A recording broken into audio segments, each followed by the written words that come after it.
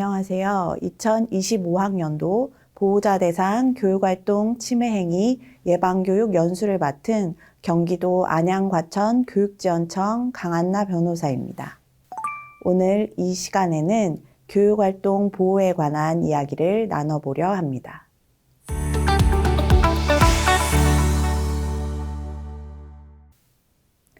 지난 2023년 교권보호5법이라고 불리는 법령들이 개정되었습니다. 개정된 내용을 한번 살펴볼까요? 우선 초중등교육법, 유아교육법, 아동학대 처벌법에 교원의 학생 생활 지도권이 명시되어 학생 지도와 교육은 교원의 권한이자 법적 책무라는 사실을 명확히 하고 있습니다. 또한 초중등교육법은 학생 인권 보장과 동시에 학생의 의무를 명시하였는데요. 학생은 교직원 또는 다른 학생의 인권을 침해하면 안 된다는 의무를 가지고 있습니다. 마지막으로 보호자는 공동체의 일원으로서 모든 학생의 학습권을 보장할 의무가 있습니다.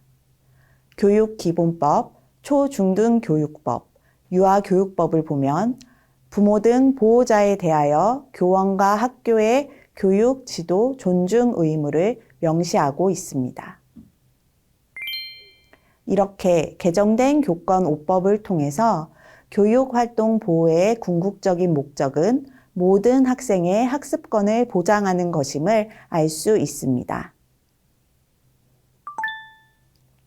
교육활동 보호의 목적인 학생들의 학습권 보장은 교원이 교육활동에 전념할 때 가능합니다.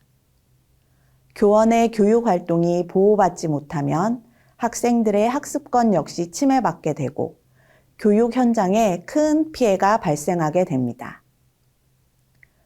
교원 보호의 궁극적인 목적은 교육활동 보호에 있고 교육활동은 모든 교육 주체가 향유하는 공통의 이익이라는 사실을 기억해 주세요.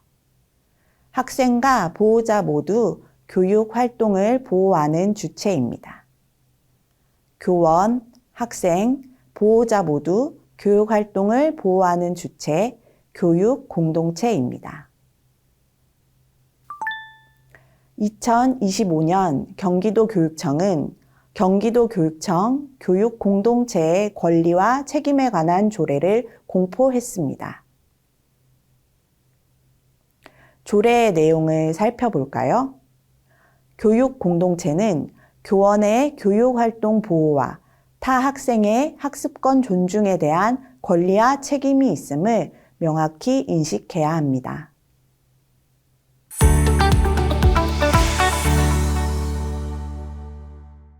그렇다면 우리가 보호해야 할 교육활동을 침해하는 행위는 무엇일까요? 교원지휘법 19조는 교육활동 침해 행위에 대해 이렇게 정의합니다. 교육활동 침해 행위란 고등학교 이하 각급 학교에 소속된 학생 또는 그 보호자 등이 교육활동 중인 교원에 대하여 다음 두 가지 행위를 하는 것을 말하는데요. 첫 번째, 법률에 해당하는 범죄 행위. 두 번째, 교원의 교육활동을 부당하게 간섭하거나 제한하는 행위입니다. 교육활동 침해 행위의 주체는 소속 학교의 학생, 보호자 및 그 밖의 교원의 교육활동을 침해하는 사람 누구나 될 수 있습니다. 침해 대상은 공사립 교원뿐만 아니라 기간제 교원 모두 포함합니다. 그렇다면 우리가 보호해야 할 교육활동을 침해하는 행위는 무엇일까요? 교원지휘법 19조는 교육활동 침해 행위에 대해 이렇게 정의합니다. 교육활동 침해 행위란 고등학교 이하 각급 학교에 소속된 학생 또는 그 보호자 등이 교육활동 중인 교원에 대하여 다음 두 가지 행위를 하는 것을 말하는데요. 교육활동 침해 행위의 주체는 소속 학교의 학생, 보호자 및 그 밖에 교원의 교육활동을 침해하는 사람 누구나 될 수 있습니다. 침해 대상은 공사립 교원뿐만 아니라 기간제 교원도 모두 포함합니다. 교원지휘법 제19조에서 말하는 침해 행위를 구체적으로 살펴볼까요? 공무방해, 업무방해, 무고, 상해와 폭행, 협박, 명예, 손괴의 죄는 침해 행위에 해당합니다. 성폭력 범죄, 불법 정보 유통 행위 역시 교육활동 침해 행위입니다. 이외에도 그 밖에 다른 법률에서 형사처벌 대상으로 규정한 범죄 행위로서 교원의 교육 활동을 침해하는 행위 역시 침해 행위에 해당합니다. 교육 활동 중인 교원에 대한 범죄 행위는 모두 교육 활동 침해 행위입니다. 또한 교원의 교육 활동을 부당하게 간섭하거나 제한하는 행위로서 목적이 정당하지 아니한 민원을 반복적으로 제기하는 행위, 교원의 법적 의무가 아닌 일을 지속적으로 강요하는 행위도 침해 행위에 해당합니다. 그 밖에 교육부 장관이 교육활동 침해 행위라고 고시로 정한 행위도 있습니다. 어떤 행위가 있을까요? 교원지휘법 19조에 나와 있는 공무방해, 업무방해 이외에도 교육활동 중인 교원에게 성적 언동 등으로 성적 굴욕감 또는 혐오감을 느끼게 하는 행위인 성희롱 역시 침해 행위에 해당합니다. 또한 교원의 정당한 교육 활동에 대해 반복적으로 부당하게 간섭하는 행위, 교원의 정당한 생활 지도에 불응하여 의도적으로 교육 활동을 방해하는 행위도 침해 행위에 해당합니다. 교육 활동 중인 교원의 영상, 화상, 음성 등을 촬영, 녹화, 녹음, 합성하여 무단으로 배포하는 행위도 침해 행위입니다. 마지막으로 그 밖에 학교장이 교육공무원법 제43조 제1항에 위반한다고 판단하는 행위도 우리 법은 교육활동 침해 행위로 규정하고 있습니다. 교육공무원법 43조 1항을 보면 교권은 존중되어야 하며 교원은 그 전문적 지위나 신분에 영향을 미치는 부당한 간섭을 받지 아니한다고 규정하고 있습니다.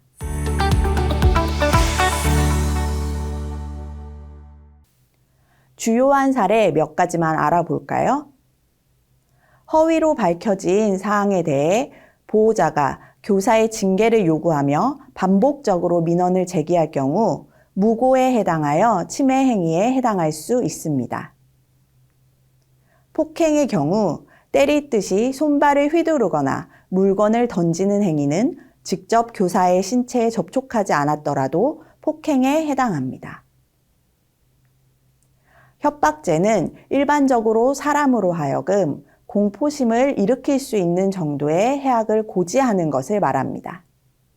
교원에게 집 주소를 알고 있으니 밤길에 쫓아가 죽여버리겠다고 소리치는 경우, 보호자나 학생이 자신의 요구사항을 들어주지 않으면 자해하겠다고 소동을 피우는 경우 모두 협박죄에 해당합니다. 목적이 정당하지 않은 민원을 반복적으로 제기하는 행위는 보호자에 의해 많이 발생하고 있는 침해 행위입니다. 정당한 교육활동 참여를 넘어서 개인적인 이익이나 불만 표출을 위해 반복적으로 부당한 요구를 하는 행위를 의미하는데요.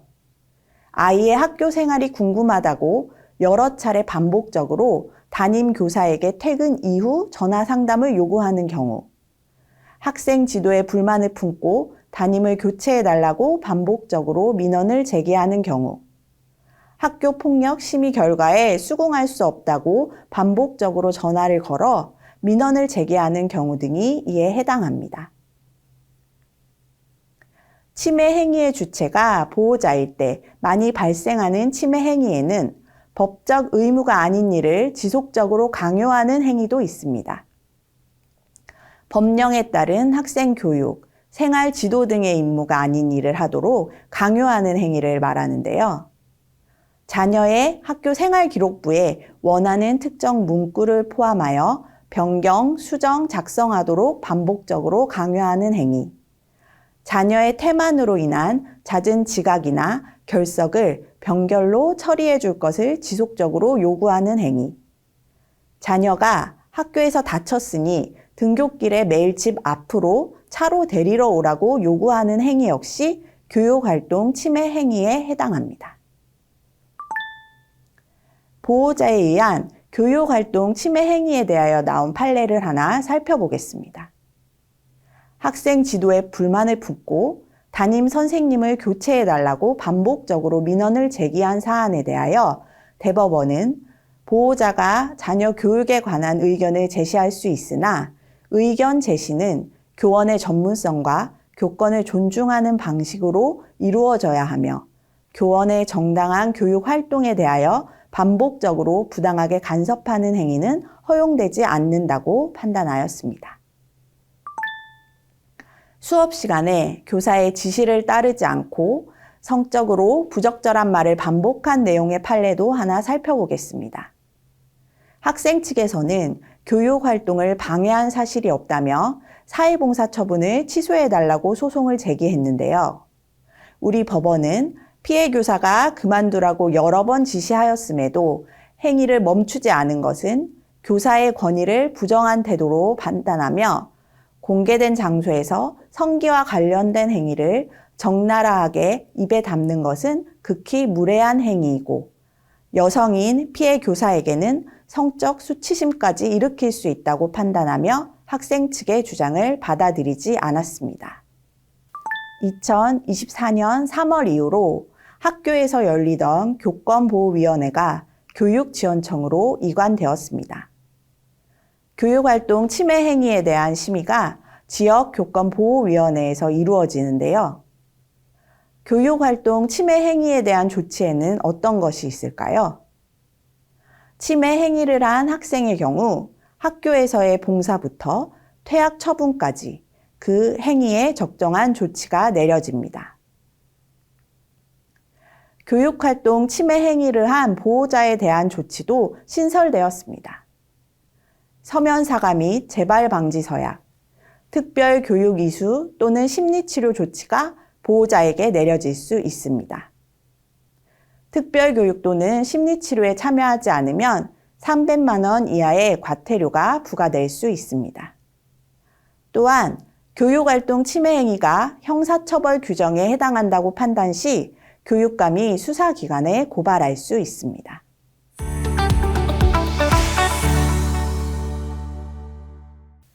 교육활동 보호를 위해 보호자가 할 수 있는 일은 무엇이 있을까요? 아이의 학교 생활에 대한 문의는 근무 시간 내에, 상담은 약속 시간을 정해서 하는 것이 좋습니다. 선생님이 교육 활동에 전념할 수 있도록 도와주세요. 민원이 있다면 우선 감정을 가라앉힌 후 사실관계를 정확하게 파악하고 상담을 요청합니다. 보호자들의 노력으로 선생님이 교육 활동에 전념할 수 있을 때 사랑하는 우리 아이들의 학습권이 보장되고 행복하고 안전한 학교를 만들 수 있습니다. 안전하게 가르치고 행복하게 배우며 상호 존중하는 평화로운 학교. 2025년 경기도 교육청이 함께합니다. 이상 연수를 마치겠습니다. 감사합니다.